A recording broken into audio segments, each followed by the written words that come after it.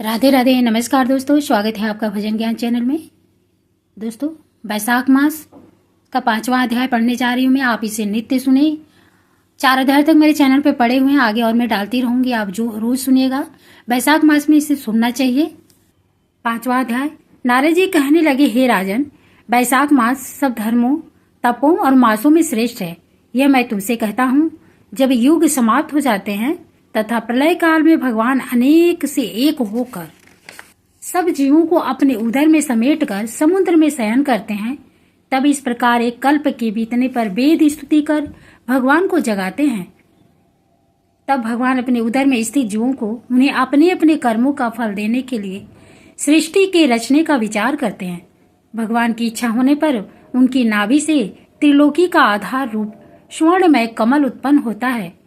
उस कमल से विराट रूप ब्रह्मा उत्पन्न हुए, फिर सत्य, रज और तम गुण उत्पन्न हुए और प्रकृति, मर्यादा तथा भुवनों के स्वामी रचे। फिर वर्णाश्रम के विभाग पर धर्म की कल्पना करते हुए वेद, मंत्र, स्मृति, पुराण और इतिहास रचकर इसके प्रवर्तक ऋषि उत्पन्न किए। अलग अलग वर्णों की धर्म निर्माण किए। प्रजा अपने धर्म में यथोचित लगी हुई या नहीं, यह देखने के लिए साक्षात अंतर्यामी भगवान डर दिखाने और परीक्षा के निमित्त अवतार धारण कर आप इस संसार में आए थे। वर्षा काल में जल के कीचड़ में फंसकर प्रजा यथोक्त धर्म कार्य नहीं कर सकती। शीत में, जाड़ा में वातादि से दुखी होकर ठीक धर्म पर नहीं चल सकते। शरद ऋतु में ठंड के मारे प्रातः काल नहीं उठते हैं, इससे बड़ा दुख होता है। इस कारण भगवान ने संपूर्ण पापों के निवारण के लिए बसंत ऋतु बनाई।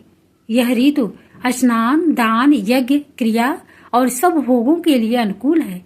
मीन की संक्रांति में वर्णाश्रम वासियों के घरों में रहकर भगवान लोगों के कर्मों को देखते हैं।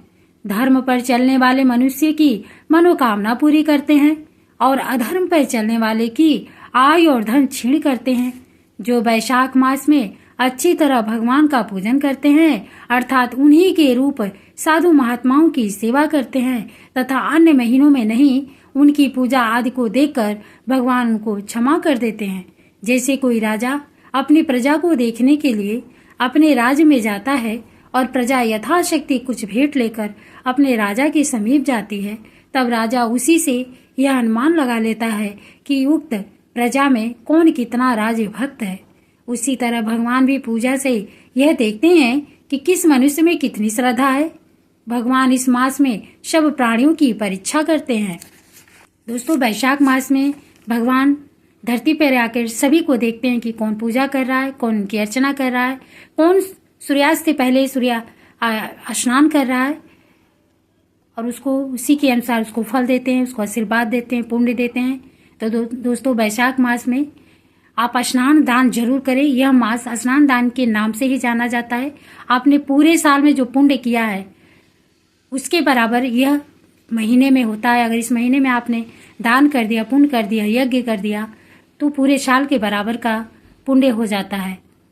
तो इस महीने को आप जाने न दें और जितना हो सके आप अपने शक्ति के अनुसार दान दें, स्नान करें।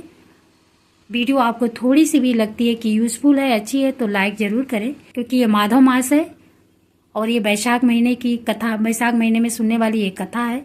राधे राधे। जय श्री कृष्णा।